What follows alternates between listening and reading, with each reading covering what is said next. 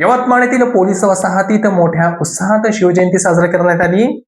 शिवराय मनामनात शिवजयंती घराघरात या सुस्थ उपक्रमांतर्गत पळसवाडी पोलीस वसाहतीत छत्रपती शिवाजी महाराज यांची 396वी जयंती अत्यंत उत्साहात आणि भक्तिमय वातावरणात साजरी करण्यात आली.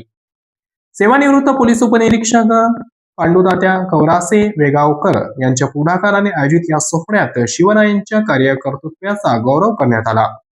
यावेळी विविध कार्यक्रमाची रेलचेल इथे पाहायला मिळाली. कार्यक्रमाची सुरुवात छत्रपती शिवाजी महाराज यांच्या मूर्तीपूजनाने आणि माझीजाऊ वंदना गीताने झाली.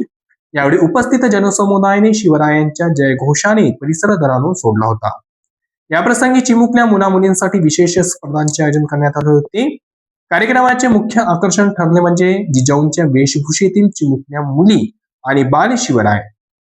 कुमारी उन्नती किरात, शेजल पवार, वीरा जाधव, मोनिका भगत, सानवी सलाम यांनी जिजाऊच्या भूमिकेत उपस्थितांची मने जिंकली.